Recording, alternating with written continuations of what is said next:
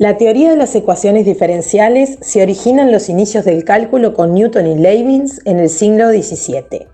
Los aportes de Newton de los principios básicos de la mecánica proporcionaron una base para el posterior desarrollo del cálculo diferencial y sus aplicaciones.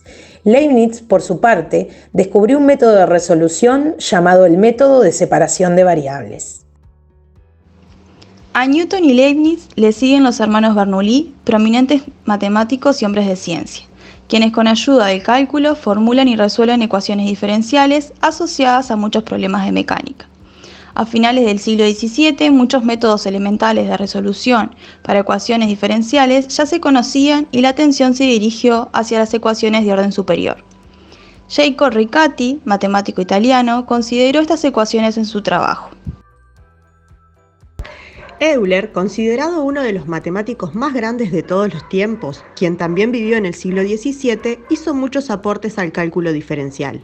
Entre ellos, consideró reducir las ecuaciones de segundo orden a ecuaciones de primer orden por medio de un cambio de variable. En el siglo XVIII, los grandes matemáticos Lagrange y Laplace hicieron importantes aportes a la teoría de las ecuaciones diferenciales.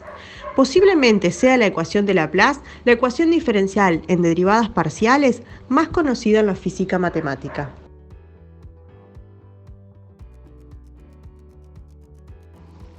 Muchos de los fenómenos que nos rodean, movimientos de planetas, rapidez de reacciones químicas, patrones meteorológicos, recurren a modelos matemáticos en los cuales la clave está en el cambio. Muchos de estos se expresan a través de una expresión diferencial. I es igual a f de t, es una función que relaciona las variables t e i. Su derivada nos indica la velocidad de cambio. Las ecuaciones diferenciales admiten dos tipos de clasificación. Por un lado, en ordinarias y parciales, y por otro, en lineales y no lineales.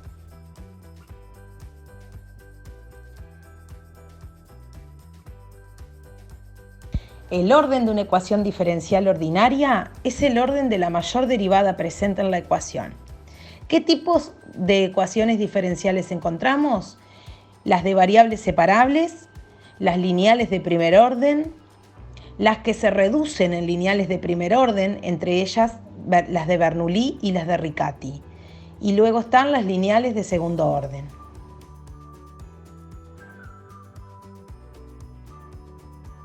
En esta oportunidad nos vamos a dedicar a tratar la ecuación diferencial de segundo orden.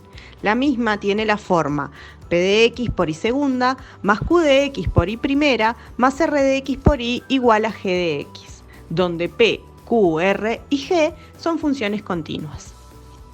Si G de x es igual a 0 para todo valor de x, entonces la ecuación se denomina homogénea. En cambio, si G de x es distinto de 0, la ecuación se denomina no homogénea.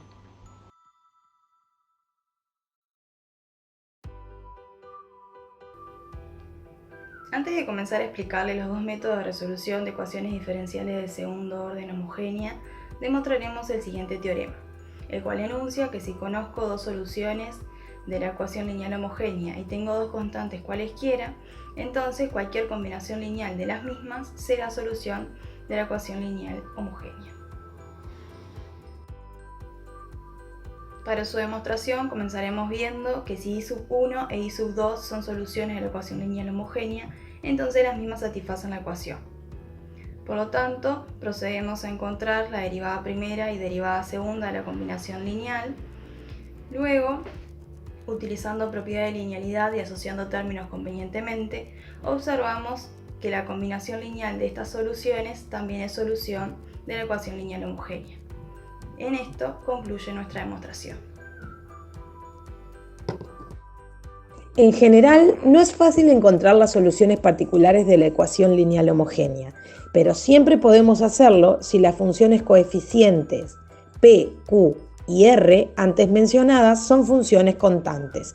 Es decir, si la ecuación de segundo orden tiene la forma A por I segunda más B por I prima más C por I igual D de X, con A, B y C perteneciente a los reales, donde A es distinto de 0. Si d de x es igual a 0, tenemos la ecuación de segundo orden de coeficientes constantes homogénea. Si se piensan algunos posibles candidatos para soluciones particulares de la ecuación homogénea de coeficientes constantes que acabamos de mencionar, se deberá buscar, según lo antes visto, una función y tal que una constante multiplicada por su derivada segunda, más otra constante multiplicada por su derivada primera, más una tercera constante multiplicada por y sea igual a 0. Se sabe además que la función y igual e a la rx, donde r es una constante, tiene la propiedad que su derivada es un múltiplo constante de sí misma, es decir, y' será igual a r por e a la rx y y segunda será igual a r cuadrado por e a la rx. Si se sustituyen estas funciones en la ecuación homogénea y agrupamos convenientemente, nos damos cuenta que e a la rx es solución de la ecuación homogénea si y solo si r es raíz de la ecuación AR a la 2 más BR más C igual 0. A esta ecuación le llamaremos ecuación característica. Busquemos ahora las raíces de la ecuación característica. Al tratarse de una ecuación de segundo grado, estudiaremos su discriminante para distinguir los tres posibles casos de solución. Si el discriminante es mayor que 0, tendrá como solución dos raíces reales diferentes a las que llamaremos alfa sub 1 y alfa sub 2. Por lo tanto, la ecuación de la homogénea será y sub h es igual a c sub 1 por e a la alfa sub 1x más c sub 2 por e a la alfa sub 2x, donde c sub 1 y c sub 2 son constantes arbitrarias. En el segundo caso, consideramos el discriminante igual a 0, lo que implica que la ecuación tendrá una raíz doble a la que llamaremos alfa. Entonces, la solución de la homogénea será e a la alfa x por c sub 1 por x más c sub 2, donde alfa, c sub 1 y c sub 2 son números reales, c sub 1 y c sub 2 constantes cualesquiera. Por último, si el discriminante es menor que 0, la ecuación tendrá dos raíces complejas conjugadas. Llamaremos alfa a la parte real y beta a la parte imaginaria de cada una de ellas. Entonces, la ecuación de la homogénea será e a la alfa x por c sub 1 por coseno de beta x más c sub 2 por seno de beta x, donde alfa, beta, c sub 1 y c sub 2 son números reales, c sub 1 y c sub 2 constantes cualesquiera. Según el primer teorema, si conocemos dos soluciones particulares de la homogénea, entonces solo con una combinación lineal de ellas conocemos otra solución de la homogénea. Por lo tanto, si conocemos un par de condiciones iniciales, podemos encontrar las constantes denotadas por c sub 1 y c sub 2. Probaremos entonces que para un determinado tipo de ecuación diferencial, si conociéramos los valores funcionales para la función buscada y de su derivada primera, en un mismo valor de la variable, entonces tendríamos una y solo una pareja de valores para las constantes. Y, en definitiva, la función que verifica ambas condiciones sería única, para lo cual enunciaremos el siguiente teorema de unicidad. Enunciaremos ahora un teorema de unicidad.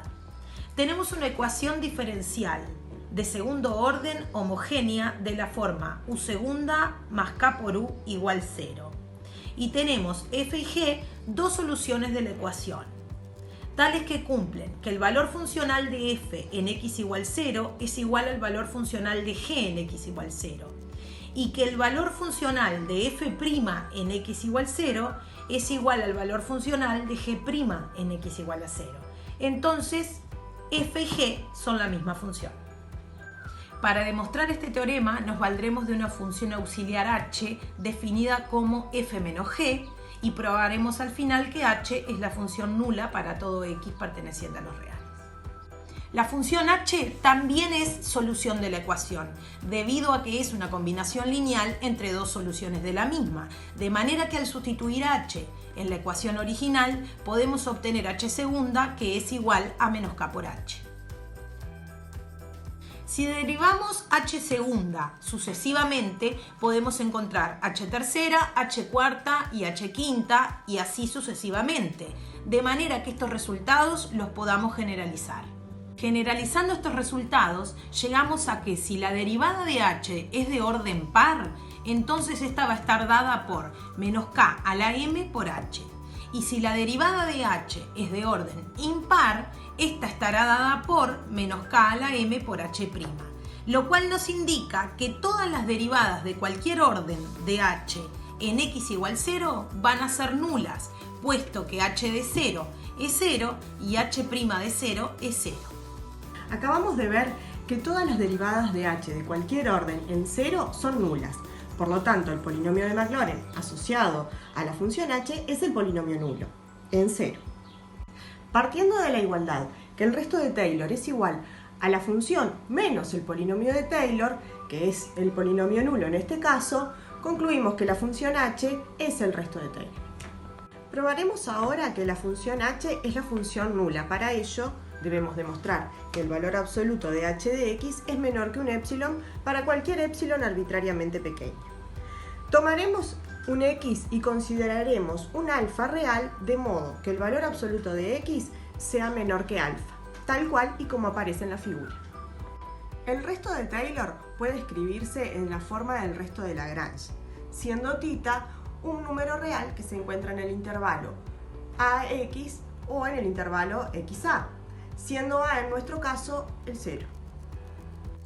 Considerando que la función h es la expresión del Lagrange del resto de Taylor, podemos decir entonces que el valor absoluto de h de x es igual al valor absoluto de dicha expresión, que a su vez es menor que el valor absoluto de la misma expresión al sustituir x por el valor absoluto de alfa, de acuerdo a cómo consideramos alfa. Si consideramos n más 1 un número par, entonces tenemos que el orden de la derivada de h es par. Por lo tanto, podemos utilizar la expresión que obtuvimos de la generalización anterior para este caso y sustituiremos h a la n más 1 de θ por la misma.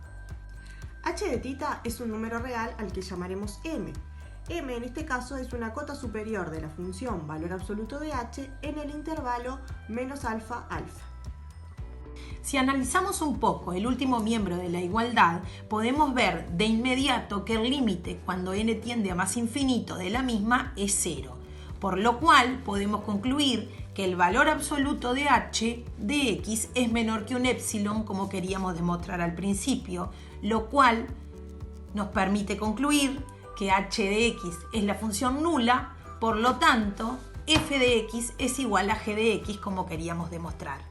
Es importante saber que análogamente deberíamos considerar el caso donde n más 1 es impar, es decir, que el orden de la derivada de h es impar. Dejamos a cargo de los compañeros que hagan la segunda parte de la demostración. Una de las aplicaciones de las ecuaciones diferenciales de segundo orden es el de la vibración de resortes. Consideramos el movimiento de un objeto con masa m en el extremo de un resorte, tal como se muestran las figuras 1 y 2. La ley de Hooke dice que si un resorte es estirado a x unidades, entonces se ejerce una fuerza que es proporcional a x. Fuerza de restauración, la cual es igual a menos kx, siendo k una constante positiva.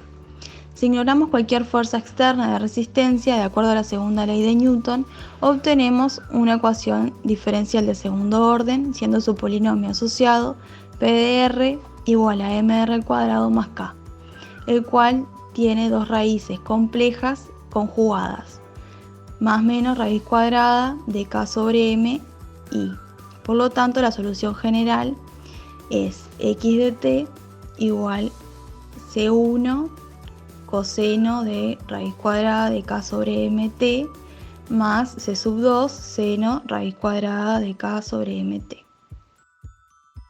¿Cómo resolvemos una ecuación diferencial no homogénea? Para esto es imprescindible que enunciemos el teorema que sigue a continuación. La solución general de la ecuación diferencial no homogénea está dada por la suma de la solución general de la homogénea más una solución particular de la no homogénea. Les dejamos en este video la demostración de este teorema para aquellos que quieran profundizar en ella. Según el teorema anterior, para encontrar la solución general de la no homogénea, debemos encontrar una solución particular de la misma. Para ello, conocemos dos métodos. El primero, denominado método de variación de parámetros o Gaussiano, y el segundo, método de coeficientes indeterminados. Ilustraremos ahora el método de coeficientes indeterminados para la ecuación diferencial de segundo orden de coeficientes constantes no homogénea, donde g será una función polinomial. Es razonable conjeturar entonces que hay una solución particular y sub p, que también es una función polinomial del mismo grado que g, porque si es una función polinomial, entonces a por i segunda más b por i primera más c por i también lo es. Si sustituimos la función i sub p de x en la ecuación original, y podremos determinar los coeficientes igualando término a término. A continuación, les dejamos un resumen de posibles soluciones particulares para casos frecuentes de la función g.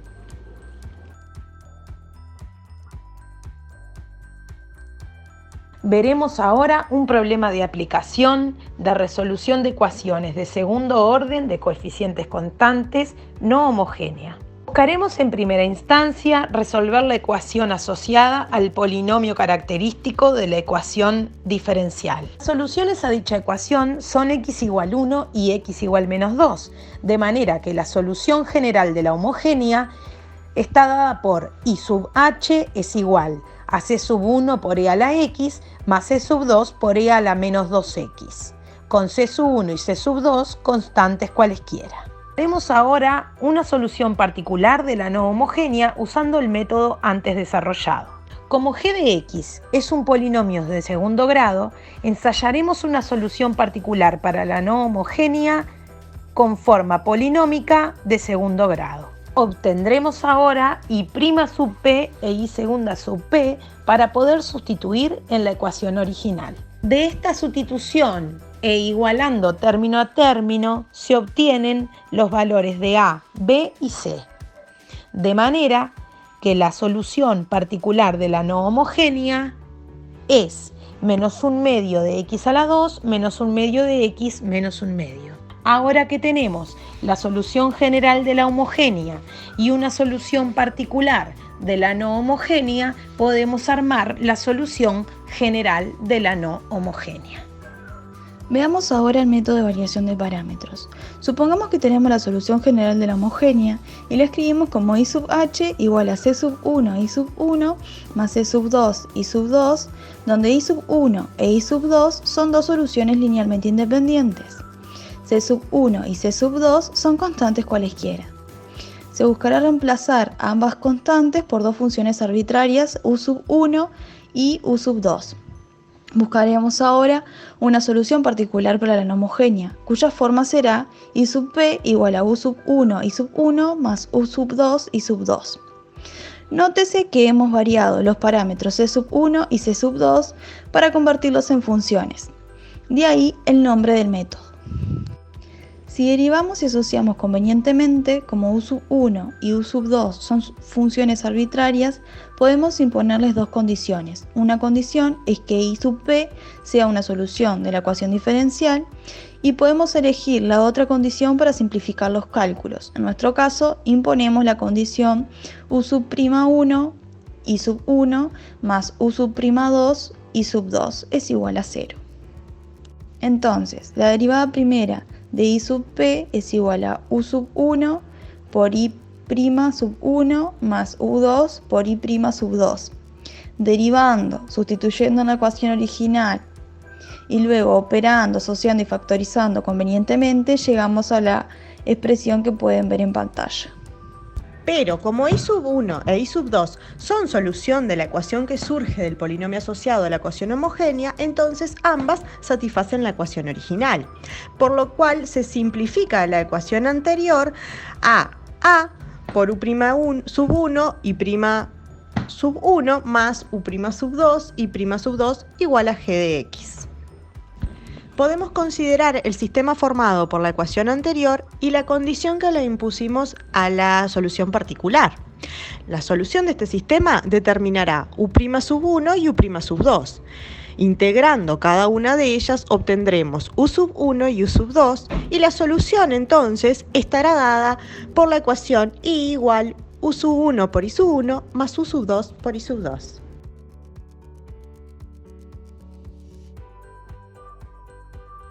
Utilizaremos el método anterior para resolver la ecuación I segunda menos 2i' más I igual a la x sobre x. Es fácil reconocer que en este caso la solución homogénea es I sub h igual a c sub 1 por e a la x más c sub 2 por x por e a la x. Vamos a llamar alfa a la función U sub 1 y beta a la función U sub 2. En este caso, el sistema que mencionábamos antes queda determinado por las ecuaciones e a la x por alfa prima más x por e a la x por beta prima igual a 0 y e a la x por alfa prima más x más 1 por e a la x por beta prima igual a e a la x sobre x. El determinante del sistema es e a la 2x. El determinante del sistema asociado a alfa prima es menos e a la 2x y el determinante del sistema asociado a beta prima es e a la 2x sobre x. Obtenemos entonces que alfa prima es igual a menos 1 y beta prima es igual a 1 sobre x. Integrando ambas soluciones, tenemos que menos x es el valor de alfa y logaritmo neperiano del valor absoluto de x es el valor de beta. Estamos en condiciones entonces de escribir la solución general de la no homogénea como la suma de la solución general de la homogénea y la solución particular de la no homogénea.